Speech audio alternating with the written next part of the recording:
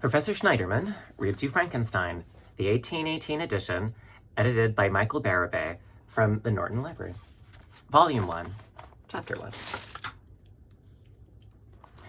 I am by birth a Genovese, and my family is one of the most distinguished of that republic. My ancestors had been for many years counselors and syndics, and my father had filled several public situations with honor and reputation. He was respected by all who knew him for his integrity and indefatigable attention to public business. He passed his younger days perpetually occupied by the affairs of his country, and it was not until the decline of life that he thought of marrying and bestowing on the state sons who might carry his virtues and his name down to posterity. As the circumstances of his marriage illustrate his character, I cannot refrain from relating them. One of his most intimate friends was a merchant who, from a flourishing state, fell through numerous mischances into poverty. This man, whose name was Beaufort, was of a proud and unbending disposition and could not bear to live in poverty and oblivion in the same country where he had formerly been distinguished for his rank and magnificence. Having paid his debts, therefore, in the most honorable manner, he retreated with his daughter to the town of Lucerne, where he lived unknown and in wretchedness. My father loved Beaufort with the truest friendship and was deeply grieved by his retreat in these unfortunate circumstances. He grieved also for the loss of his society and resolved to seek him out and endeavor to persuade him to begin the world again through his credit and assistance. Beaufort had taken effectual measures to conceal himself, and it was 10 months before my father discovered his abode. Overjoyed at this discovery, he hastened to the house, which was situated in a mean street near the Reuss. But when he entered, misery and despair alone welcomed him. Beaufort had saved but a very small sum of money from the wreck of his fortunes, but it was sufficient to provide him with sustenance for some months, and in the meantime he hoped to procure some respectable employment in a merchant's house. The interval was consequently spent in inaction. His grief only became more deep and rankling when he had leisure for reflection, and at length it took so fast hold of his mind that at the end of 3 months he lay on a bed of sickness, incapable of any exertion. His daughter attended him with the greatest tenderness, but she saw with despair that their little fund was rapidly decreasing, and that there was no other prospect of support. But Caroline Beaufort possessed a mind of uncommon mold, and her courage rose to support her in her adversity. She procured plain work, she plaited straw, and by various means contrived to earn a pittance scarcely sufficient to support life. Several months passed in this manner. Her father grew worse. Her time was more entirely occupied in attending him. Her means of subsistence decreased, and in the 10th month, her father died in her arms, leaving her an orphan and a beggar. This last blow overcame her, and she knelt by Beaufort's coffin, weeping bitterly, when my father entered the chamber. He came like a protecting spirit to the poor girl who committed herself to his care, and after the interment of his friend, he conducted her to Geneva and placed her under the protection of a relation. 2 years after this event, Caroline became his wife. When my father became a husband and a parent, he found his time so occupied by the duties of his new situation that he relinquished many of his public employments and devoted himself to the education of his children. Of these, I was the eldest and the destined successor to all his labors and utility. No creature could have more tender parents than mine. My improvement and health was their constant care, especially as I remained for several years their only child. But before I continue my narrative, I must record an incident which took place when I was 4 years of age.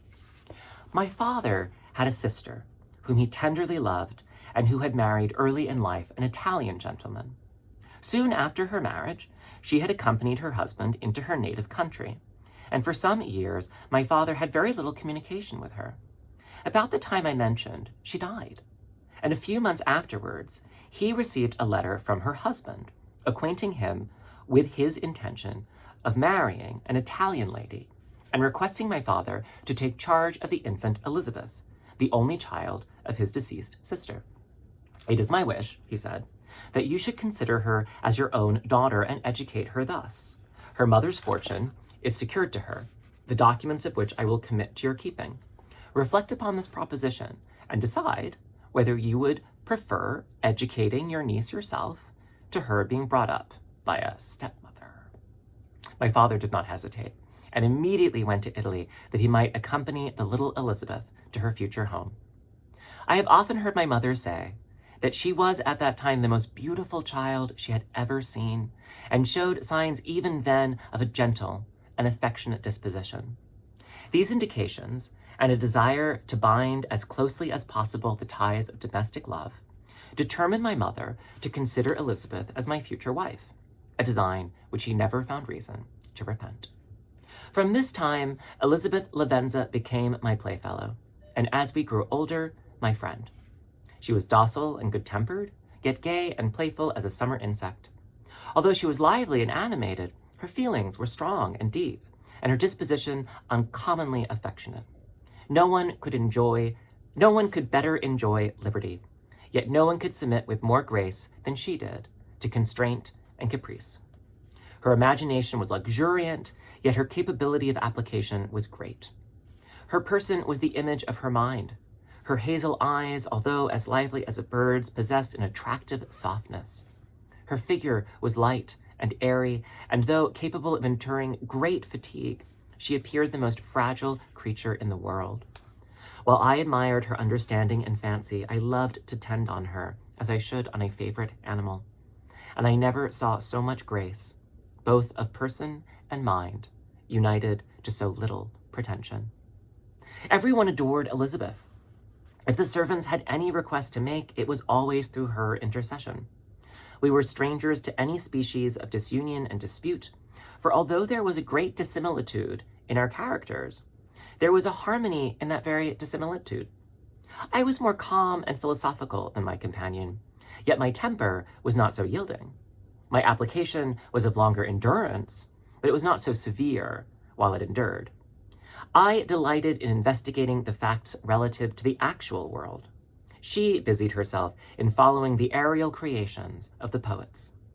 The world was to me a secret, which I desired to discover. To her, it was a vacancy, which she sought to people with imaginations of her own. My brothers were considerably younger than myself, but I had a friend in one of my schoolfellows who compensated for this deficiency. Henry Clerval was the son of a merchant of Geneva, an intimate friend of my father. He was a boy of singular talent and fancy. I remember when he was 9 years old, he wrote a fairy tale, which was the delight and amazement of all his companions. His favorite study consisted in books of chivalry and romance, and when very young, I can remember that we used to act plays composed by him out of these favorite books, the principal characters of which were Orlando, Robin Hood, Amadis, and St. George. No youth could have passed more happily than mine. My parents were indulgent and my companions amiable. Our studies were never forced, and by some means we always had an end placed in view, which excited us to ardor in the prosecution of them. It was by this method, and not by emulation, that we were urged to application. Elizabeth was not incited to apply herself to drawing that her companions might not outstrip her, but through the desire of pleasing her aunt, by the representation of some favorite scene done by her own hand. We learned Latin and English that we might read the writings in those languages, and so far from study being made odious to us through punishment, we loved application, and our amusements would have been the labors of other children. Perhaps we did not read so many books, or learn languages so quickly, as those who are disciplined according to the ordinary methods, but what we learned was impressed the more deeply on our memories. In this description of our domestic circle, I include Henry Clerval, for he was constantly with us. He went to school with me, and generally passed the afternoon at our house, for being an only child, and destitute of companions at home, his father was well pleased that he should find associates at our house, and we were never completely happy when Clerval was absent. I feel pleasure in dwelling on the recollections of childhood, before misfortune had tainted my mind and changed its bright visions of extensive usefulness into gloomy and narrow reflections upon self. But in drawing the picture of my early days, I must not omit to record those events which led, by insensible steps, to my after tale of misery. For when I would account to myself for the birth of that passion, which afterwards ruled my destiny, I find it arise like a mountain river from ignoble and almost forgotten sources, but swelling as it proceeded, it became the torrent which, in its course, has swept away all my hopes and joys. Natural philosophy is the genius that has regulated my fate. I desire, therefore, in this narration, to state those facts which led to my predilection for that science. When I was 13 years of age, we all went on a party of pleasure to the baths near Thonon. An inclemency of weather obliged us to remain a day confined to the inn. In this house, I chanced to find a volume of the works of Cornelius Agrippa. I opened it with apathy. The theory which he attempts to demonstrate and the wonderful facts which he relates soon changed this feeling into enthusiasm. A new light seemed to dawn upon my mind, and bounding with joy, I communicated my discovery to my father. I cannot help remarking here the many opportunities instructors possess of directing the attention of their pupils to useful knowledge, which they utterly neglect. My father looked carelessly at the title page of my book and said, Cornelius Agrippa, my dear Victor, do not waste your time upon this. It is sad trash. If, instead of this remark, my father had taken the pains to explain to me that the principles of Agrippa had been entirely exploded and that a modern system of science had been introduced which possessed much greater powers than the ancient, because the powers of the latter were chimerical, while those of the former were real and practical. Under such circumstances, I should certainly have thrown Agrippa aside, and, with my imagination warmed as it was, should probably have applied myself to the more rational theory of chemistry, which has resulted from modern discoveries. It is even possible that the train of my ideas would never have received the fatal impulse that led to my ruin. But the cursory glance my father had taken of my volume by no means assured me that he was acquainted with its contents, and I continued to read with the greatest avidity. When I returned home, my first care was to procure the whole works of this author, and afterwards of Paracelsus and Albertus Magnus. I read and studied the wild fancies of these writers with delight. They appeared to me treasures known to few beside myself, and although I often wished to communicate these secret stores of knowledge to my father, yet his indefinite censure of my favorite Agrippa always withheld me. I disclosed my discoveries to Elizabeth, therefore, under a promise of strict secrecy, but she did not interest herself in the subject, and I was left by her to pursue my studies alone. It may appear strange that a discipline of Albertus Magnus should arise in the 18th century, but our family was not scientifical, and I had not attended any of the lectures given at the schools of Geneva. My dreams were therefore undisturbed by reality, and I entered with the greatest diligence into the search of the philosopher's stone and the elixir of life. But the latter obtained my most undivided attention. Wealth was an inferior object, but what glory would attend the discovery if I could banish disease from the human frame and render man invulnerable to any but a violent death. Nor were these my only visions. The raising of ghosts or devils was a promise liberally accorded by my favorite authors, the fulfillment of which I most eagerly sought, and if my incantations were always unsuccessful, I attributed the failure rather to my own inexperience and mistake than to a want of skill or fidelity in my instructors. The natural phenomena that take place every day before our eyes did not escape my examinations. Distillation and the wonderful effects of steam, processes of which my favorite authors were utterly ignorant, excited my astonishment. But my utmost wonder was engaged by some experiments on an air pump, which I saw employed by a gentleman whom we were in the habit of visiting. The ignorance of the early philosophers on these and several other points served to decrease their credit with me, but I could not entirely throw them aside. before some other system should occupy their place in my mind. When I was about 15 years old, we had retired to our house near Bellerive when we witnessed a most violent and terrible thunderstorm. It advanced from behind the mountains of Jura, and the thunder burst at once with frightful loudness from various quarters of the heavens. I remained, while the storm lasted, watching its progress with curiosity and delight. As I stood at the door, on a sudden I beheld a stream of fire issue from an old and beautiful oak which stood about 20 yards from our house, and so soon as the dazzling light vanished, the oak had disappeared, and nothing remained but a blasted stump. When we visited it the next morning, we found the tree shattered in a singular manner. It was not splintered by the shock, but entirely reduced to thin ribbons of wood. I never beheld anything so utterly destroyed. The catastrophe of this tree excited my extreme astonishment, and I eagerly inquired of my father the nature and origin of thunder and lightning.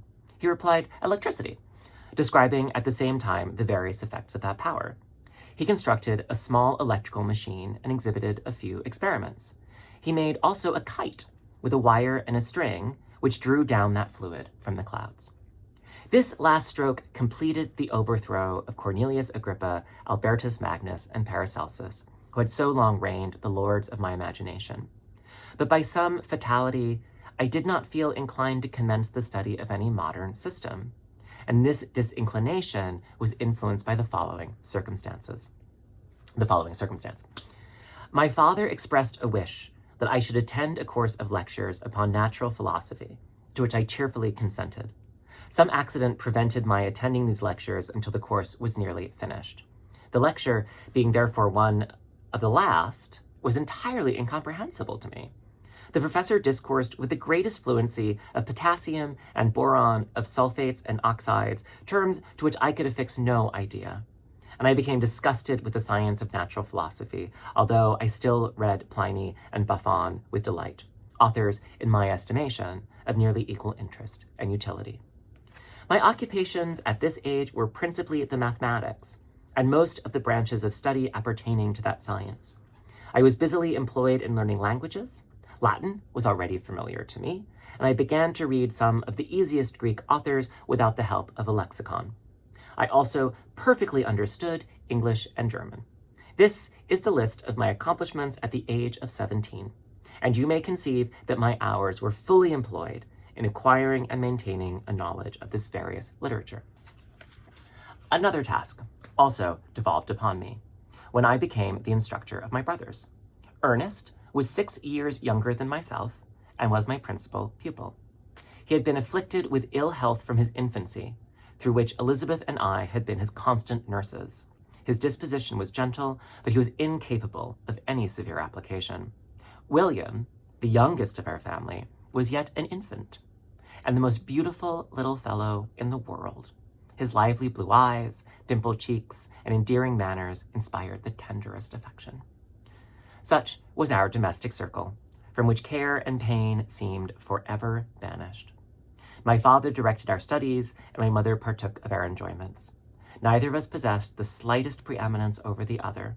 The voice of command was never heard among us, but mutual affection engaged us all to comply with and obey the slightest desire of each other.